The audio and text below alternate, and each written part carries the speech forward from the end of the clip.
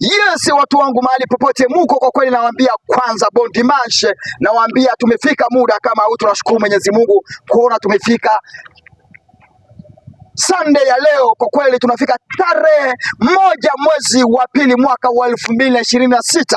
Kwa kweli ni jambo kubwa zaidi kuona tumefika pambazuko ama tumefika mchana wa leo muda wa saa 8. Kwa kweli ni jambo la kushukuru Mwenyezi Mungu, na kufika muda wetu wa saa 12 kwa kweli ni jambo la kushukuru Mwenyezi Mungu kwa kweli. Na kama tumbele ya kuambia watu wangu, naambia condolence kila mtu wote mwenyewe alipoteza ndugu yake katika Jamhuri ya Demokrasia ya Kongo katika mapambano ya vita ya mwaka lingine lililopita, mwaka wa 2025 mpaka huyu mwaka wa 2026. Nakwambia pole sana, najua mambo yote yajua Mungu, kwa sababu mahali kuna vita inabidi vifo viwe ama matokeo atokee, kwa sababu sio ama area zingine. Mnajua tukiangalia Ukraine ama countries zingine mahali kuna mapambano, ama tukielekea katika jamhuri katika South Africa katika Sudan Kusini, hapo nako ni mahali kunaendelea kupambana vita kwa wingi katika wanajeshi kadhaa na uporaji katika Jamhuri ya Sudani. Na sasa tukielekea katika Jamhuri ya Demokrasia ya Kongo, sasa kufungua kurasa yetu katika Jamhuri ya Demokrasia ya Kongo, tutakuja kufungua page yetu area ama sehemu tofauti. La leo nasema ngoja niwaoneshe mahali katika vipengele tofauti katika leo tarehe 1 mwezi wa pili mwaka wa 2026.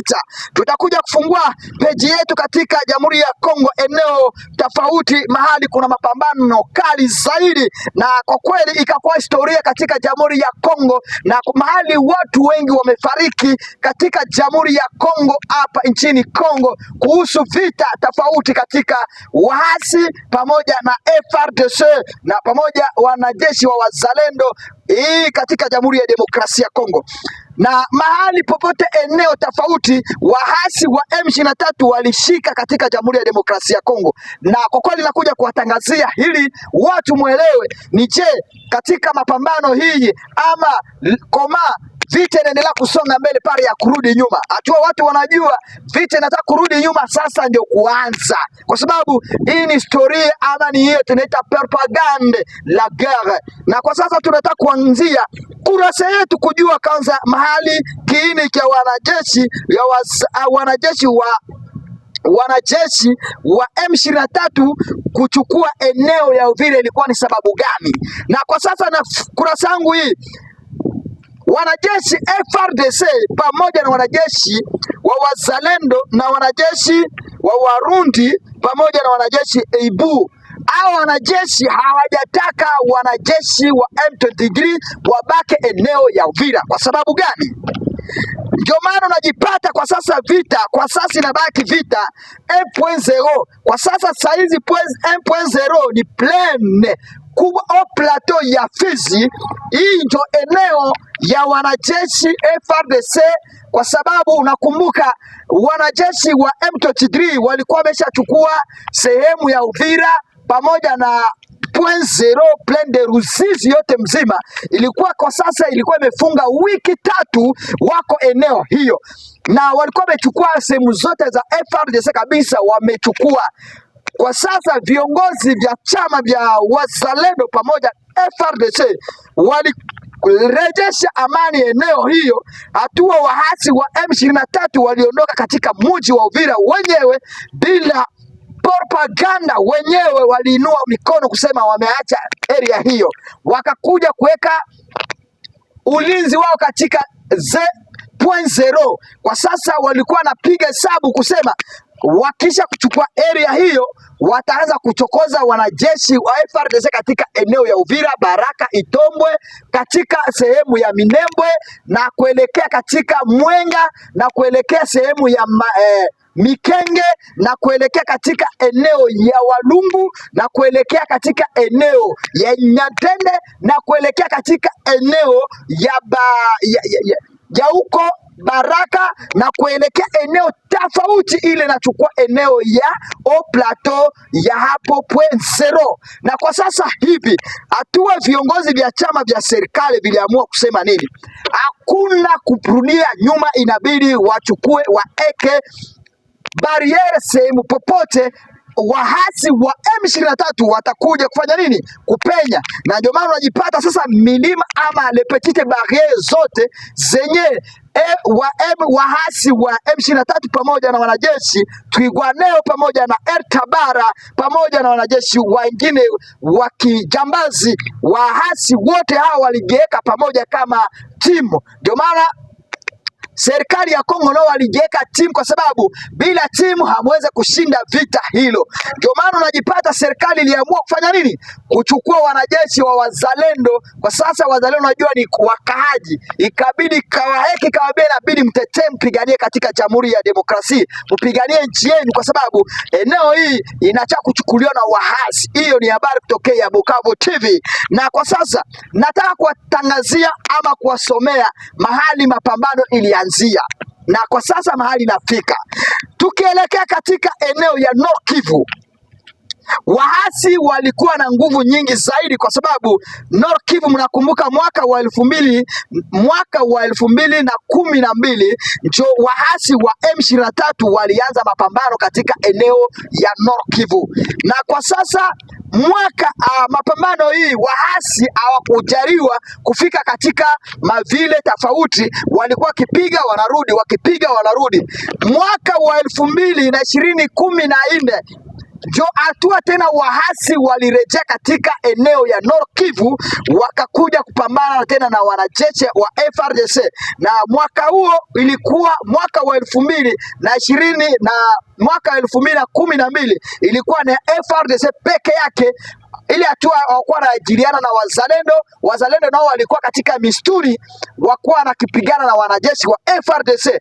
Kwa sasa mwaka wa 2014 wanajeshi wa FARDC tena mapambano wakapigana wenyewe, na Mwenyezi Mungu aliwasaidia kuwakimbiza adui katika eneo tofauti. Mnakumbuka alikuwa general kutokea katika sehemu anaitwa Mama Tunda la kutokea Katanga, alikuwa general kabisa akipigana vita ya Nord Kivu, alikuja kupoteza uhai mwisho ya vita mwaka 2014. Na hiyo ni historia kuhusu vita ilianza katika Jamhuri ya Kongo ya wahasi, na kwa sasa vita gisi iliendelea. Mwaka huyo vita ikashindwa, wanajeshi wahasi wakarejea. Wanajeshi wahasi walianza kujipanga kabisa muno. Kwa sasa wakaanza mafunzo katika mistuni yao na propaganda ya vita katika eneo tofauti. Wanajeshi wahasi tena walianza vita mwaka wa 2025, wakakuja sasa fululizo na wakapata sapoti katika viongozi tofauti katika Jamhuri ya Demokrasia ya Kongo.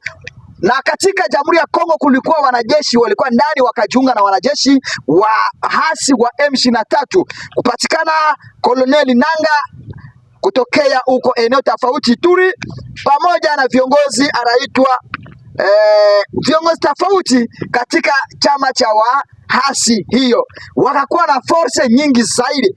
Na kwa sasa walikuja kuchukua eneo tofauti ya Nord Kivu, na sasa viongozi vya chama vya serikali vikaamua kufanya kazi pamoja na wanajeshi wa wazalendo. Walianza vipi kufanya kazi na wazalendo? Wanajeshi wa wazalendo ilikuwa ni vigumu sana kushirikiana na wanajeshi na FARDC, kwa sababu unajua FARDC ilikuwa ikipigana na wanajeshi wa wazalendo. Wazalendo ili wapatie wafanye vikao nao, ilibidi wakutana na viongozi vya kwanza vya wazalendo, wawapatie kitu inaitwa espoir. Hiyo ni napatia habari kutokea Bukavu TV. Na kwa sasa vita ikakuwa hivyo, viongozi vya wazalendo vikasikia kwa kweli ni ya muhimu kufanya kazi kama timu, ikabidi waende sensibilize wanajeshi wao kwa kwenda kufanya kazi. Ndio ulianza kuona Fizi na Shabunda, maeneo popote kuna wanajeshi wa wazalendo walianza kujitokeleza katika sehemu tofauti, wakakuja wakajiunga na wanajeshi wa FARDC, lakini walikuwa hawajapewa autorisation ya kuutilize masiraha.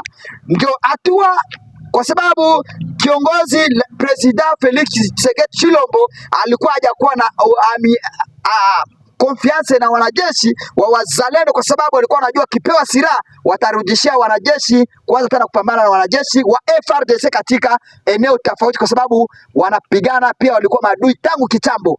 Lakini kwa kupitia Mwenyezi Mungu Mwenyezi Mola, mambo yalikuja kutimilika kabisa.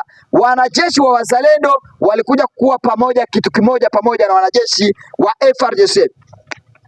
Wanajeshi kwa sasa tumeelekea katika mkataba kuonesha vita zikafika sasa.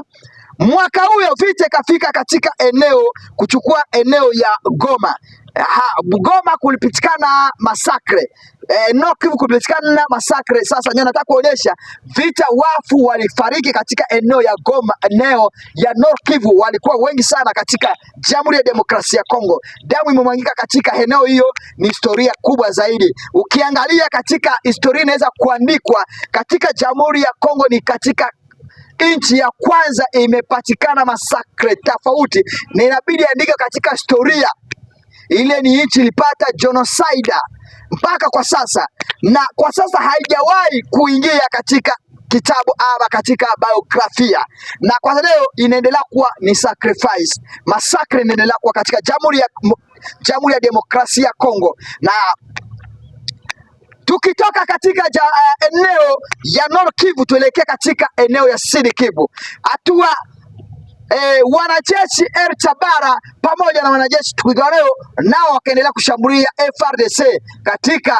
eneo ya Sud Kivu. Na tukiingia katika vita hii, wanajeshi Twirwaneho nao ni wakongomani tayari, lakini walijiweka kama timu kugomanisha wanajeshi wa FARDC pamoja na wanajeshi wa wazalendo pamoja na vifaa tofauti. Tukielekea katika mapambano sasa ya Sud Kivu ikakuwa hivyo. Vita ilianzia katika eneo inaitwa Nehele na eneo inaitwa Angole na eneo inaitwa Bichaka. Hiyo tumeelekea katika eneo ya Sud Kivu. Eneo ya Nehele, eneo ya Angola na eneo ya Bichaka, hapo ndio vita tena imeanzia Sud Kivu. Na kwa sasa vita imefika eneo ya Haut Plateau hapa .0. Kwa sasa mikwabo ama bariere zinaendelea kufungwa eneo hizo, na kwa sasa FARDC na wanajeshi IBU na wanajeshi wa wazalendo pamoja na wanajeshi kutokea nchini Jamhuri ya Burundi wanasema kwa sababu .0 inaangalia katika Burundi tayari, na kwa sasa wanajeshi wa Burundi wameonekana ushujaa kwa kweli kusapoti Jamhuri ya Demokrasia ya Kongo pamoja area tofauti katika milimani Mitete. Hapo eneo ya Mitete nako kumelia mabombe katika muda wa saa 9 leo tarehe 1 mwezi wa pili mpaka muda wa saa 11 katika milima ya Minembwe. Na tukiangalia hapo Itombwe eneo ya Fizi .0 kunaendelea kupitikana mabombe za kirisasi. Hapo tukielekea Kasambura nako kunaendelea kupitikana vifaa vikubwa sana vya eneo vya marisasi. Tukielekea katika eneo ya Sange, Luvunge na kuelekea katika Ruzizi, Plaine de Ruzizi, na hapo kunaendelea kuwa vita kubwa mno. Ndio maana tunakuelekea nimewapatia historia ama nawapatia habari kutokea News Bukavu TV, na kuomba tafadhali endelea kupartage, endelea kushare video hii ili uendelee kupata habari yetu katika Jamhuri ya Demokrasia ya Kongo, kwa sababu eneo yoyote kuna mapambano katika nchi tutawapatia habari ya ukweli, na wale wako nje ya nchi ama wale wako katika eneo tofauti tunawaambia kabisa muendelee kufuatilia vita endelea kuwa katika Jamhuri ya Kongo katika News Bukavu TV, na Mungu ataendelea kuwabariki kwa sababu mkiendelea kupartage, mkiendelea kusupport katika channel hii itakuwa ni ya muhimu zaidi katika mada yetu ya leo. Na kwa kweli naendelea kuwashukuru sana mashabiki zangu, na kwa kweli nawaambia sana bon dimanche kila mtu yote, nawaambia sana good Sunday, nawaambia weekend njema kwa kweli katika mada hii. Kwa wale wenyewe mahali kuna vita najua hawajaenjoy kwa sasa weekend, kwa sababu vita zinaendelea kuwa katika Jamhuri ya Demokrasia ya Kongo, na Nakuja kurejea katika muda kwa pasha habari eneo tofauti, sasa inakuwa na mapambano. Nitakuja kuambia tena baadaye kwa muda huyu. Asante sana, I love you so much to everyone, thank you so much. Naendelea kuwapenda sana, nawaambia sana karibu sana katika mada yetu ndani ya Bukavu TV. Mwendelea kusupport channel hii, ni ya muhimu zaidi, na Mungu aendelee kuwabariki. I love you so much, thank you so much. Na appreciate, mwendelee kupartager channel hii, na Mungu aendelee kuwabariki. Je remercie tout le monde, vous avez participé, vous avez écouté la télévision Bukavu TV. This is number one. Thank you so much, tous les Congolais, debout, debout, debout. Vous faites partager Bukavu TV. This is Channel Good. Thank you so much. I love you.